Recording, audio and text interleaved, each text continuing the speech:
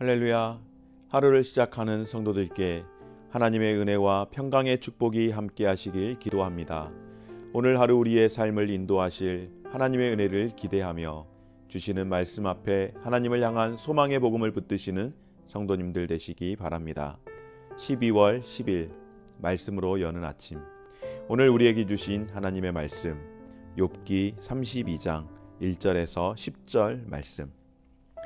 욥이 자신을 의인으로 여김으로 그 세 사람이 말을 그치니 람 종족 부스 사람 바라게 아들 엘리후가 화를 내니 그가 욥에게 화를 내면 욥이 하나님보다 자기가 의롭다 하며 또 세 친구에게 화를 내면 그들이 능히 대답하지 못하면서 욥을 정죄함이라. 엘리후는 그들의 나이가 자기보다 여러 해 위이므로 욥에게 말하기를 참고 있다가 세 사람의 입에 대답이 없음을 보고 화를 내니라. 부스 사람 바라겔의 아들 엘리후가 대답하여 이르되 나는 연소하고 당신들은 연로함으로 뒷전에서 나의 의견을 감히 내놓지 못하였노라. 내가 말하기를 나이가 많은 자가 말할 것이요 연륜이 많은 자가 지혜를 가르칠 것이라 하였노라. 그러나 사람의 속에는 영이 있고 전능자의 숨결이 사람에게 깨달음을 주시나니 어른이라고 지혜롭거나 노인이라고 정의를 깨닫는 것이 아니니라. 그러므로 내가 말하노니 내 말을 들으라. 나도 내 의견을 말하리라. 아멘. 오늘부터 다시 우리가 이제 욥기를 살펴보게 되는데요. 오늘 우리가 함께 읽은 욥기 32장부터 37장까지는 엘리후의 발언으로 소개가 되고 있습니다. 엘리후라고 하는 이 인물이 사실 갑작스럽게 등장을 하는 것 같습니다. 왜냐하면은 욥의 친구들인 세 친구들이 등장하던 욥기 2장에서 엘리후는 따로 언급이 되지 않았었습니다. 그런데 갑자기 지금 여기에서 엘리후가 등장을 하는 것을 볼 때에 그 어떠한 흔적도 없었던 사람이 마치 중재자처럼 등장해서 욥과 그의 친구들의 대화를 정리하려고 시도하는 것을 보게 됩니다. 엘리후라는 사람을 소개하는데 람 족속 부스 사람 출신으로 욥의 세 친구와는 달리 그의 아버지의 이름이 함께 소개되고 있습니다. 특별히 바라겔이라고 하는 그 아버지의 이름의 뜻은 하나님이 축복하셨다라고 하는 그런 의미로 쓰여지는 사람인데, 내용을 전체적으로 보았을 때에 욥과 그의 세 친구들의 이 나이보다는 훨씬 더 젊은 사람이었던 것으로 예측을 해볼 수가 있습니다.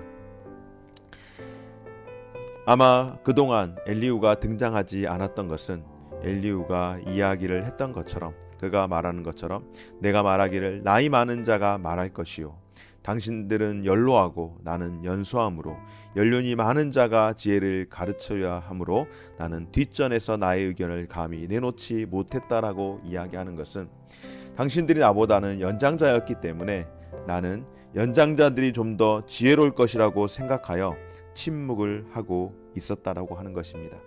그것이 연장자에게 취해야 할 마땅한 태도라고 여겼던 것이죠. 사람들은 엘리후와 같이 일반적으로 나이가 많은 사람에게 삶의 경륜에서 비롯한 지혜가 있을 것이라고 기대합니다. 물론 보편적으로는 연륜이 더 많으신 분들이 삶의 경험과 지혜를 통하여서 더 많은 것들을 우리 젊은이들에게 가르쳐 줄 수 있고 또한 배울 수 있는 것 또한 분명한 사실입니다. 그러나 나이가 들면서 쌓인 지식과 정보가 참된 지혜를 보증하지는 않는 것 같습니다. 바로 오늘 욥과 그의 친구들을 보았을 때 더더욱 드러나고 있지 않습니까? 욥이 자신은 의롭다라고 친구들에게 계속해서 논박을 할 때에 욥의 친구들은 더 이상 욥에게 그 어떠한 말도 하지 못했습니다. 그래서 욥의 세 친구에게 엘리후가 화를 냈던 것입니다. 능히 대답하지 못하면서 욥을 정죄만 하니까, 그러니까 문제가 무엇인지에 대한 진단을 정확하게 하지 못하면서 무조건 결과를 가지고 욥은 네가 이렇게 저주를 받는 걸 보니 네 잘못이 맞아. 그냥 덮어놓고 무조건 잘못했다라고 하는 것이기에 그 일에 대해서 오늘 엘리후가 이야기를 하는 것입니다. 앞서 말씀을 드리는 것처럼 나이가 드시고 이 세상에서 살아온 지혜와 경험이 아무래도 오래되신 분이 더 많이 있겠지만, 그렇다고 해서 그 모든 것이 절대적으로 맞는 것은 아니라는 것을 오늘 욥의 친구들을 통하여서도 보지만 성경 가운데서도 그런 경우의 수를 봅니다. 지혜의 사람 솔로몬, 그는 하나님으로부터 지혜를 받았습니다. 그러나 여러분, 그가 어떤 삶을 살았습니까? 오히려 젊은 시절 하나님 앞에 지혜를 선물 받았음에도 불구하고 그가 나이가 들면 들수록 더 하나님 앞에서 깊어지는 삶을 살아갔던 것이 아니라 이방인 아내들과 함께 우상 숭배에 빠지는 그런 어리석은 결과가 그에게 찾아왔습니다. 그래서 전도서 4장에서는 그렇게 말씀합니다. 아무리 나이가 많아도 신하의 직언을 받아들일 줄 모르는 임금은 가난할지라도 지혜로운 젊은이보다 못하다라고 말씀하는 것입니다. 그러므로 여러분, 지혜를 우리가 얻고자 한다면 살아가면서 습득한 지식만으로는 만족해서는 안 되겠죠. 살아가면서 얻는 것이 분명 유익함이 있지만 그것이 전부로 그렇게 착각해서는 안 되는 것 아니겠습니까? 자기 경험을 근거로 해서 내가 본 것, 내가 경험한 것이 세상의 전부로 절대적인 것으로 그렇게 가둬버린다면 그것만큼 확증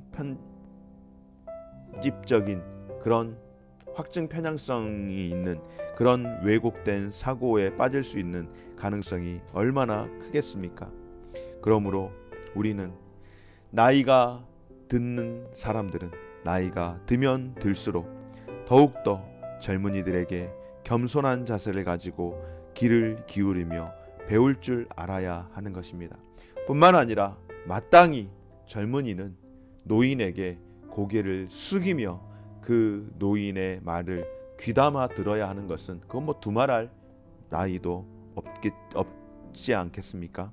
당연히 그렇게 해야 하지만 나이가 들었다고 하여서 그 나이를 권위로서 눌러서도 안 됨을 오늘 말씀을 통하여서 보게 되어지는데, 무엇보다도 늘 겸손함으로 배우기를 실천할 수 있는 저와 우리 모든 성도님들, 우리의 삶이 되었으면 좋겠습니다.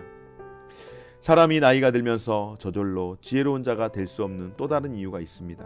무엇일까요? 바로 참 지혜는 오직 하나님으로부터 나오기 때문입니다. 하나님은 여러분 지혜의 근본이십니다. 그렇기 때문에 사람이 지혜롭게 되려면 어떻게 해야 할까요? 먼저 하나님 앞에서 늘 낮은 자세로 살아갈 뿐만 아니라 주님 안에, 하나님 안에 거하는 삶을 살아가야 할 줄 믿습니다. 야고보 사도는 세상에서 배우는 지혜에 대하여서 정욕의 것이며 귀신의 것이라고 그렇게 이야기하며 오히려 그 속에는 시기와 다툼과 혼란과 악한 일이 있을 뿐이라고 말씀합니다. 반면에 하나님이 주시는 지혜는 어떻습니까, 여러분? 순결하며 평화롭고 자비와 선한 열매를 풍성히 맺게 한다라고 야고보 사도는 우리에게 증거합니다. 그렇다면 하나님이 주시는 참된 지혜를 얻기 위해서 여러분, 우리가 어떤 자세로 어떤 삶을 살아가면 좋을까요? 지혜로운 사람은 하나님의 말씀을 귀히 여길 줄 알고 그 교훈을 받아들이지만 어리석은 사람은 그렇지 못하여서 망한다라고 잠언은 우리에게 말씀합니다. 그러므로 하나님이 주시는 참된 지혜를 얻으려면 자신의 생각과 세상의 지식을 내려놓고 하나님의 말씀에 귀를 기울여야 할 줄 믿습니다. 하나님 말씀 안에 담긴 진리를 발견하기 위해서 애쓰는 저와 여러분들, 우리 모두가 되십시다. 말씀의 교훈을 실천함으로 말씀에 거하는 그런 삶을 살아가십시다. 이러한 과정이 하나님이 주시는 신령한 지혜가 점차 쌓임으로 말미암아 하나님의 지혜가 쌓인 자들은 반드시 하나님이 기뻐하시는 선한 열매를 풍성하게 맺게 될 줄 믿습니다.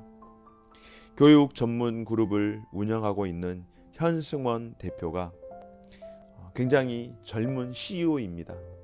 그리고 요즘 젊은이들에게 많이 유명한데, 이 젊은 CEO가 하나님께서 늘 그 마음 가운데에 CEO임에도 불구하고 낮아지는 마음으로 직원들에게 고마움을 표현하라는 하나님의 그런 감동을 주시는데, 임원진들이 대표에게, CEO에게 계속해서 옆에서 권면하는 것이 무엇인가 하면은, 대표님이 젊다 보니 직원들이 대표님의 말씀에 그렇게 권위를 두지 않습니다 하면서, 조금 나이가 있는 임원들이 소위 말하면은 대표로서의 채통을 지키며 또 직원들에게 좀 근엄하게 하도록 그렇게 권면을 했다라고 합니다.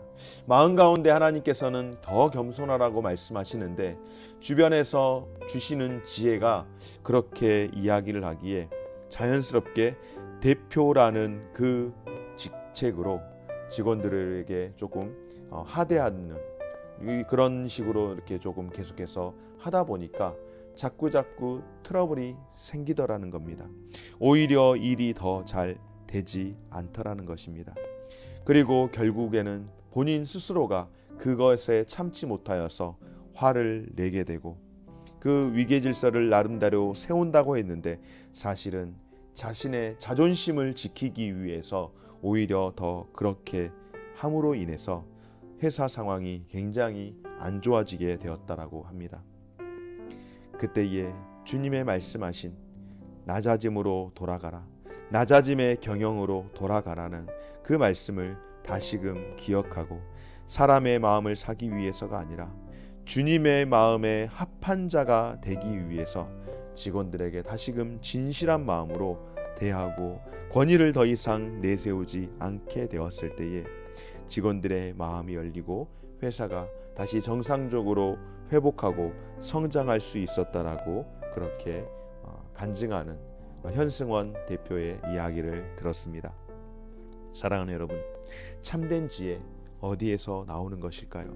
오늘 엘리후의 고백도 똑같습니다. 오늘 8절 말씀 가운데에 사람의 속에는 영이 있고 전능자의 숨결이 사람에게 깨달음을 주시나니, 나이가 적고 어리석어 나이가 많아서 지혜로움이 아니라 사람의 속에 영이 있는데 그 영이 전능자의 숨결로 가득할 때에는 사람에게 깨달음을, 지혜를 준다라고 말씀을 하고 있는 것 아니겠습니까? 바로 하나님의 영에 사로잡혀 있을 때, 지혜의 영이신 하나님의 그 거룩하심에 사로잡혀 있을 때 우리는 참된 지혜와 담대함을 얻어내는 줄 믿습니다. 이것을 근거로 엘리후는 자신의 그 발언을 시작하게 되었는데요. 현승원 대표의 그 고백과 같이 하나님이 주시는 영으로 말미암아 하나님이 주시는 지혜에 사로잡혀서 행할 때 그 가운데에 참된 지혜와 담대함이 그리고 권위 있는 이야기가 따라오는 줄 믿습니다. 사랑하는 여러분, 우리는 모두 다 지혜로운 사람이 되고 싶어 합니다. 그래서 여러 가지 방법으로 우리는 지식을 쌓으려고 합니다. 그리고 나이가 들어가면서 자연스럽게 그렇게 될 것이라고 여깁니다. 그러나 여러분, 지혜자로 살기 원한다면 하나님 말씀을 더더욱 가까이 하시고 그 말씀의 교훈을 따라 살아갈 수 있는 저와 여러분들 되어주시기를 주의 이름으로 축원합니다. 고마우신 하나님 아버지, 감사드립니다. 오늘부터 다시 시작하는 욥기의 말씀을 통하여서 하나님의 말씀 안에 거하는 것만이 우리가 지혜의 근원 되시는 하나님의 말씀으로 지혜를 얻는 삶을 사는 것을 깨닫게 되었습니다. 지혜와 용기의 근원은 바로 하나님의 영으로 충만케 되어지는 것을 믿고, 어쩌든지 간에 저희들이 주의 말씀에 붙들려 살아가기 위해서 부단히 애를 쓰고 수고를 아끼지 않는 삶이 되게 하여 주옵소서. 또한 우리의 입술에는 절제함을 주시고 우리의 마음에는 겸손함이 담겨져 하나님의 숨결로 세상을 향하여 흘려보내는 귀한 삶이 될 수 있도록 은혜 베풀어 주셔서 우리의 이웃들에게 목사다움이 비춰지게 하시고 장로다움이 비춰지게 하시고 권사다움, 성도다움이 비춰지는 인생들 되게 하여 주옵소서. 감사드리며 예수님 이름으로 기도드립니다. 아멘. 하늘에 계신 우리 아버지여, 이름이 거룩히 여김을 받으시오며 나라가 임하시오며 뜻이 하늘에서 이룬 것 같이 땅에서도 이루어지이다. 오늘날 우리에게 일용할 양식을 주옵시고 우리가 우리에게 죄 지은 자를 사하여 준 것 같이 우리 죄를 사하여 주옵시고 우리를 시험에 들게 하지 마옵시고 다만 악에서 구하옵소서. 대개 나라와 권세와 영광이 아버지께 영원히 있사옵나이다. 아멘.